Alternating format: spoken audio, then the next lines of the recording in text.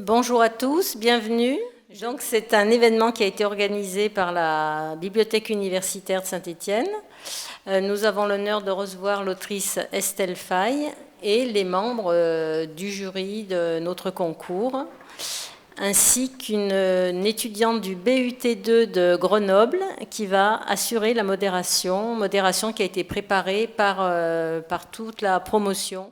Bienvenue à la fête du livre de Saint-Étienne, donc pour notre table ronde aujourd'hui qui est organisée par les bibliothèques universitaires de la ville. Nous allons parler de littérature, d'écriture et d'imaginaire à l'occasion de la sortie de l'ouvrage Nouvelles 2017 et 2021, c'est celui-ci. Donc, si ça vous dit rien, c'est normal. Il s'agit d'une anthologie qui rassemble les nouvelles ayant gagné le concours des BU de l'université de Jean Monnet à la manière 2 entre 2017 et 2021. Et c'est grâce aux étudiants du master édition livre d'artistes de l'université Jean Monnet, et notamment Madeleine Hérault qui n'a malheureusement pas pu être présent aujourd'hui. Donc, les nouvelles qui composent cette anthologie, elles sont issues d'un concours qui est organisé par les BU de Saint-Étienne. Alors, le principe, il est simple, c'est d'écrire une nouvelle inspirée d'auteurs anglophones de fantasy, de science-fiction ou de fantastique. Ces auteurs, ils sont notamment choisis en fonction de leur date de naissance ou de mort, et ça doit concorder avec l'année du concours, mais pas que. Alors, si je vous dis Ray Bradbury, Mary Shelley ou Philippe K. Dick, ça vous dit peut-être rien, mais si je vous parle de Fahrenheit 451, Frankenstein ou Blade Runner, ben, la plupart d'entre vous verront peut-être de quoi je parle plus facilement. Donc, c'est trois grands auteurs qui ont justement fait partie des inspirations ces dernières années, et nous allons du coup avoir l'occasion d'en discuter tous ensemble. Donc on a une première partie sur trouver l'inspiration. Donc je vais vous poser une autre question, Estelle. Vous avez beaucoup écrit et vous semblez vraiment très inspirée. Est-ce que vous avez des rituels qui vous permettent de trouver l'inspiration ? Alors en fait, comment dire, il y a un peu deux sortes d'auteurs dans mon entourage, dans mes collègues, dans les gens que je connais. Il y a ceux qui n'ont pas vraiment d'inspiration et qui doivent creuser pour aller la chercher. Et moi, j'ai presque trop d'inspiration, c'est-à-dire j'ai toujours des histoires dans ma tête. Comme dit un de mes meilleurs amis, je vois une souche d'arbre, je fais une saga islandaise. Moi, j'ai fait 2 nouvelles pour le concours de Ray Bradbury. Une première qui, pour moi, était une nouvelle plus en référence à Fahrenheit 451, donc plus à l'histoire des livres brûlés, de ce que ça faisait. Donc c'est un univers où un peu il y a la question du feu, etc., et qui est sur le réchauffement climatique. La deuxième nouvelle, par contre, j'ai relu les Chroniques martiennes à ce moment-là, pour être plus dans la possibilité de voir un peu comment il fonctionnait quand il faisait ses nouvelles. Moi, les Chroniques martiennes, c'est quelque chose dans lequel je trouve qu'il y a de l'humour un peu dedans. Donc j'ai voulu faire une deuxième nouvelle qui était plus un peu décalée, humoristique, en reprenant plus les codes du style d'écriture de Ray Bradbury dans cette nouvelle-là, notamment avec le langage et puis avec des descriptions très longues de l'univers, du cadre esthétique, des mots qui étaient un petit peu inventés. Et en fait, du coup, sur les 2 nouvelles que j'ai faites, il y en a une, c'est plus l'inspiration de l'univers global, et une autre, c'est plus, comme disait Arnaud, une forme d'exercice de style à partir de l'écriture et de la manière de fonctionner de l'auteur. Il y a la difficulté de ce concours, c'est d'écrire à la manière de. Et on peut dire, mais quelle prétention d'essayer d'écrire à la manière de quelqu'un, surtout des auteurs comme ceux-ci. Moi, ce que j'ai essayé de faire, j'en ai pas parlé au jury par la suite, c'était plus une parodie de Lovecraft, parce qu'il y a toujours des mots, une ambiance qu'on peut réutiliser, et tout en écrivant une nouvelle qui corresponde un petit peu à ce que j'aimais. Donc Estelle, la plupart de vos livres appartiennent à ce qu'on appelle la littérature de genre, qui comprend notamment la science-fiction et la fantasy. Ces littératures de l'imaginaire ont souvent été accusées d'être des sous-littératures. Qu'en pensez-vous ? En études de lettres, en faisant du théâtre, je me suis rendu compte peu à peu que ce qui pour moi était la littérature était dans l'esprit de beaucoup de gens, a fortiori à mon époque, divisé entre la vraie littérature et puis le reste. Et en fait, le reste, ça correspondait beaucoup à ma manière de voir le monde, d'appréhender le monde, de raconter le monde. Et c'était tout ce qu'on appelle aujourd'hui l'imaginaire, science-fiction, fantastique, fantasy. Et donc, voilà, c'est un peu comme... Enfin, j'ai pas fait exprès de me retrouver là-dedans quelque part. Surtout, ce que j'aime dans la littérature, c'est que ça fait voyager. Donc finalement, l'imaginaire, pour moi, c'est pas un genre, c'est juste quelque chose qui irrigue toutes les littératures et je suis là-dedans. D'accord. Moi, mon point de vue, c'est que toute littérature procède de l'imaginaire. Donc je récuse un peu le terme littérature de l'imaginaire. Voilà. Quand Proust écrit longtemps, je me suis couché de bonne heure. Voilà, je pense qu'on démarre tout de suite là-dedans. Alors après, j'imagine bien qu'il faut vendre des livres et que voilà, tout ça, c'est effectivement cadré et ça permet aux lecteurs de se repérer un petit peu plus facilement. Mais voilà, mettre les choses dans des genres, voilà, ça s'arrête là pour moi. Mais je suis grand fan quand même adolescent bien sûr, ce que Estelle expliquait, voilà, moi j'ai vécu la même chose, hein, donc à partir du jeu de rôle, qui je pense est une matrice vraiment littéraire hyper intéressante pour les jeunes déjà, pour commencer, et puis quand on passe évidemment à la conception de scénario, tout de suite ça devient très très intéressant, et d'ailleurs nombreux auteurs, je pense de la génération d'Estelle, sont passés par le jeu de rôle et sont aujourd'hui, il y a Pierre Pével notamment, je pense, si je ne me trompe pas, qui est rôliste, Maxime Chatham, voilà, tous ces gens sont passés par le jeu de rôle. Donc, qu'est-ce qui vous plaît dans la littérature de l'imaginaire, ou même, est-ce que vous avez des classiques en tête que vous pourriez partager aux personnes peut-être qui sont moins calées dessus? Je vais laisser Émilie commencer. Je pensais à Bilbo le Hobbit, qui moi est le premier roman que j'ai lu du style fantastique, etc. Et qui a du coup ouvert tout ce monde de l'imaginaire et autres. Après, sur des conseils de lecture en ce moment, et très tardivement, je suis en train de relire tous les tomes de Dune, donc, qui est quelque chose dans lequel j'ai eu du mal à rentrer au départ, mais que je trouve maintenant extrêmement intéressant à lire et à découvrir. Donc, je vous conseille de lire Dune. J'ai beaucoup de Stephen King aussi, dans le domaine de l'horreur, etc., qui sont des choses que j'ai beaucoup aimées, qui m'ont beaucoup influencée. Et je vais réfléchir à si j'ai des idées plus pointues de choses à proposer, parce que là, c'est très grand public. Des conseils de lecture, mais j'ai l'impression d'être au boulot là, à ce moment-là. Je suis désolée. Mais en fait, je rigole, mais c'est ça aussi la question fondamentale et peut-être un problème, c'est qu'on parlait de littérature de l'imaginaire, mais on peut parler de science-fiction, fantastique ou fantasy. Il y a quand même, moi je vois dans les médiathèques, un blocage ou un désamour des lecteurs ou des lectrices adultes pour ce genre de littérature, on va dire. Parce que beaucoup pensent, ils n'ont pas les codes pour comprendre, par exemple, la science-fiction. Et la science-fiction peut être un mot qui fait peur. Arnaud, tout à l'heure, parlait de Maxime Chatham. C'est vrai que les gens rentrent peut-être plus dans le fantastique avec Stephen King, comme tu disais, Chatham, parce que il y a des auteurs qui voilà, ils sont aussi un peu dans le polar, un peu dans le paranormal, et ça peut leur paraître différent.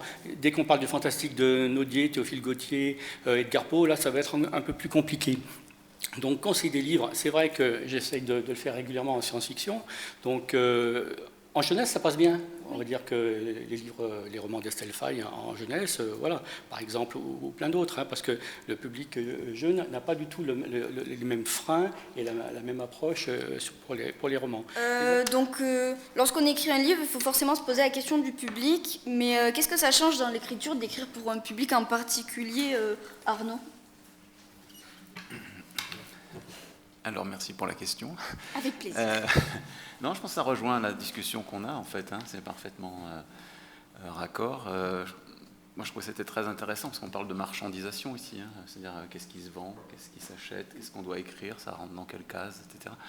Moi, j'avoue que c'est un univers que je ne connais pas vraiment, et c'est vraiment sympa qu'Estelle nous explique un peu comment ça se passe.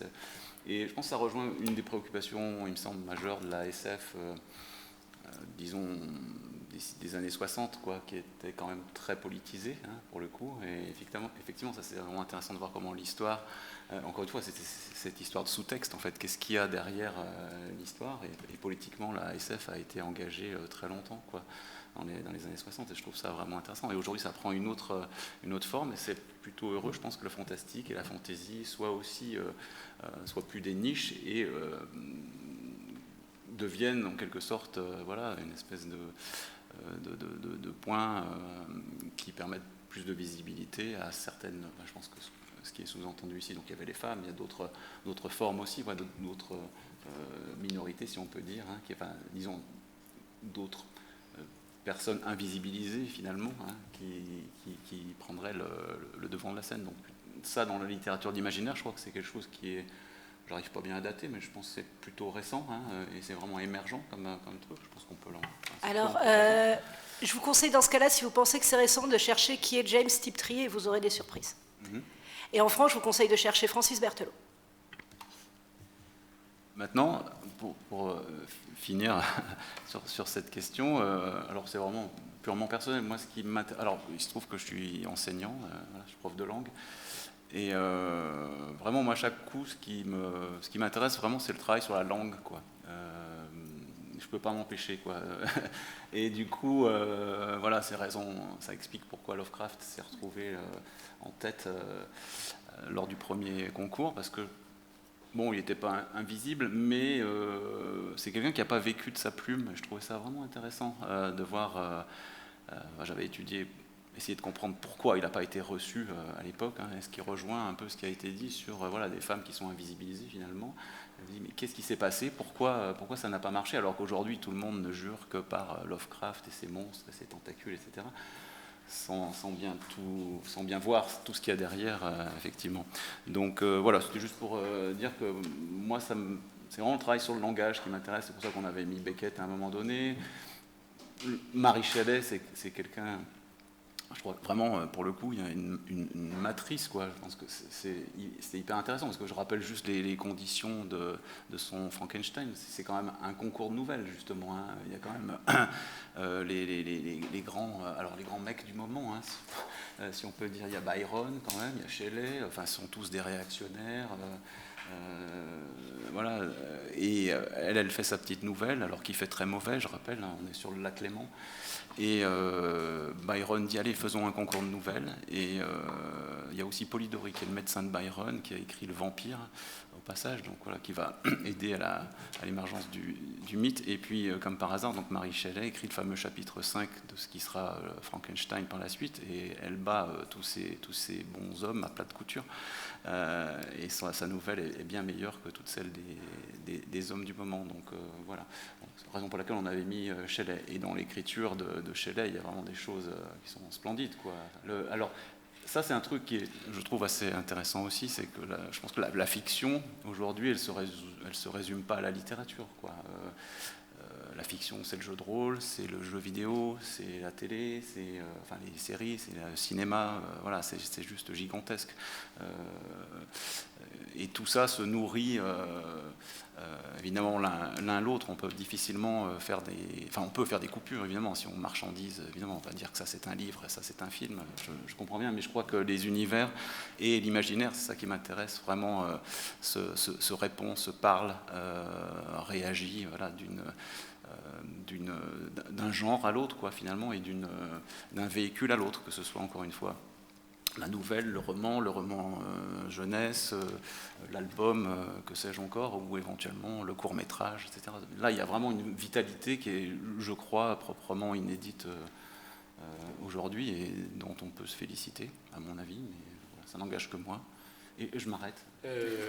J'ai pas le palmarès d'Estelle, j'écris pour me faire plaisir, en fait. J'écris pas pour un public, pour moi c'est un jeu littéraire, donc c'est toujours un défi personnel. Tu parlais de jeu tout à l'heure, moi c'est ça. Bon, j'ai eu la chance d'avoir une trentaine de nouvelles de publier, mais voilà, je vais pas aller chercher plus loin. Et puis écrire pour un public, je sais pas ce qu'aime le public, je sais pas ce que va aimer le jury. J'ai envoyé des tas de nouvelles à une époque qui sont revenues en disant c'est très bien écrit, mais ça correspond pas à notre politique éditoriale. Donc voilà, non, j'écris pour me faire plaisir, en fait. Mais parce que c'est pas mon métier.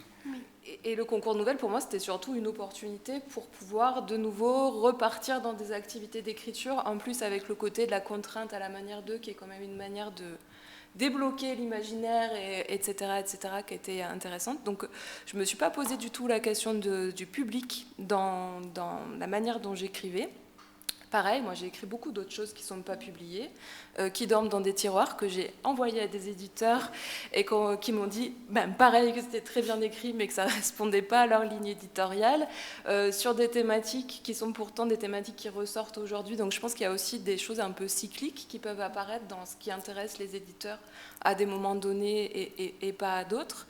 Et pour rebondir sur ce que disait Arnaud, moi je trouve que L'avantage de l'imaginaire, c'est qu'effectivement, c'est pas cantonné à la littérature et qu'on peut avoir vraiment maintenant aussi tout un ensemble d'extensions de ces univers qui sont assez intéressantes et qui permettent d'avoir des choses qui reviennent au quotidien et qui influencent.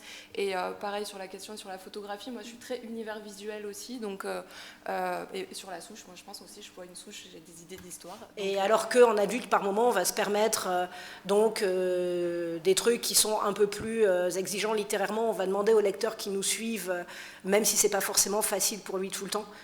Et puis voilà, moi je sais de toute manière qu'un roman IA que j'écris peut être pris par un môme de 12 ans, quoi. Donc oui, je vais pas mettre de scènes qui sont choquantes pour un môme de 12 ans. Par contre, si vous lisez un de mes romans adultes, surtout ceux qui sont un peu sombres et qui flirtent avec le roman d'horreur, oui, là l'idée c'est que le pack de lecture, en fait c'est des packs de lecture, quoi. Et le pack de lecture, c'est que vous êtes prêt pour un ride qui peut parfois vous amener vers des trucs assez hardcore quand même. Okay. Selon les romans adultes, il y en a qui sont sympas. Très bien. On va passer sur la dernière partie, donc, qui est se lancer dans un projet littéraire. Donc l'anthologie, ça a été un très grand projet qui a rassemblé beaucoup de monde, des auteurs, des illustrateurs, des étudiants. Et qu'est-ce que vous avez ressenti quand vous avez finalement, après tout ce temps de travail, tenu le livre qui est ici dans vos mains? C'est toujours agréable. Je trouve par contre que le travail qui a été fait par les étudiants du master édition d'art et livre d'artistes est vraiment très joli.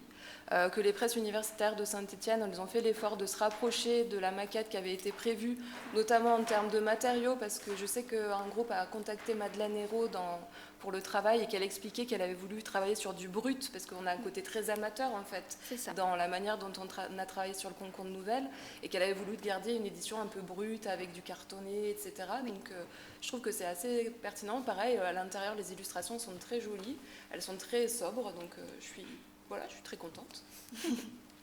En fait, ce qu'il faut dire quand même, c'est que ce concours de nouvelles, c'est comme la vie, quoi. C'est l'histoire d'une rencontre. Il se trouve que voilà, au détour d'un couloir dans une bibliothèque universitaire, on lance un concours de nouvelles. Et puis de fil en aiguille, on se dit, tiens, ça fait 5-6 ans que ça dure. Est-ce qu'il n'y a pas des textes qui mériteraient quand même d'être vraiment imprimés et on pourrait garder trace de tout ça? Ah oui, on a aussi un master édition. On a des étudiants et des étudiantes qui sont vraiment partie prenante là-dedans et qui ont foncé. Et voilà, et ça c'est génial. Moi j'aime beaucoup cette idée de travailler vraiment par rencontres successives avec des équipes. Je ne crois pas à l'auteur mélancolique, solitaire, au génie, voilà, qui fait tout seul, je pense. Que dire de plus? C'est un outil, c'est un objet formidable. Ça fait toujours plaisir quand on participe à un projet de cette ampleur, d'avoir écrit une nouvelle, d'avoir écrit une introduction, de voir les illustrations qui accompagnent justement les textes, de tenir cet objet dans ses mains. Tous les éditeurs ne font pas des ouvrages de ce style, donc c'est vrai qu'on peut remercier les presses universitaires de Saint-Étienne de s'être investis. Et je l'ai dit tout de suite à Fabienne quand j'ai reçu les ouvrages, waouh, j'ai fait. Qu'est-ce qu'il est beau, c'est vrai. Donc voilà. Que diriez-vous à quelqu'un qui souhaite écrire mais qui n'ose pas se lancer? Comment dire, ça dépend pourquoi déjà il n'ose pas se lancer, mais grosso modo, si vous voulez écrire, de toute manière, écrivez. Et alors, je vais vous révéler un grand secret de l'écriture. Et voilà, enfin, je veux dire, depuis que je suis autrice, j'ai causé à des auteurs qui ont pour certains 60 ans de métier, 65 ans de métier. Alors, ce qu'il faut savoir, c'est que le premier jet est toujours mauvais. Donc en fait, ce que vous écrivez, à la base, c'est toujours nul. Vous pouvez écrire votre premier roman ou avoir 60 ans de métier, ça va être nul d'une manière différente, mais ça va être nul. Et vous serez toujours déprimé à un moment. Et il y a toujours un moment où vous penserez que vous n'arriverez jamais à finir ce livre. Et c'est normal. Voilà. Donc quand vous galérez en écriture, dites-vous qu'on passe tous par là. Il n'y a aucune raison de ne pas écrire si vous avez envie d'écrire, d'envoyer un éditeur. De toute façon, ce qu'il faut, c'est de ne pas avoir peur d'avoir des refus, de toute façon. Hein. Et comment dire, à la manière de Beckett, je dirais, échoue encore, échoue mieux. Et puis, voilà, c'est ça. C'était voilà, dans le cap au pire, Beckett a dit ça. Donc, cap au pire, voilà, en route vers le pire. Si ça ne marche pas, ça ne marche pas. Ça marchera bien un moment ou un autre, de toute façon. Donc, allez-y, foncez, écrivez. Donc peut-être que de commencer par les nouvelles, c'est aussi quelque chose de bien parce qu'on peut boucler un texte de manière assez courte, avoir une idée qu'on n'est pas obligé de maintenir sur des formats très très longs et on s'épuise peut-être moins aussi que dans l'écriture d'un roman qui est un processus un peu plus long, un peu plus de longue haleine et sur lequel du coup le doute est plus présent. Arnaud, je vous laisse le conseil de la fin. Oh, merci. Non, je rejoins tous les invités. Moi, on pourrait citer Lovecraft, tiens, par exemple, pour terminer, dans l'affaire Charles Dexter Ward, où Charles se retrouve presque possédé par son trisaïeul, et à un moment donné, l'espèce de spectre lui chuchote « Tais-toi, écris ».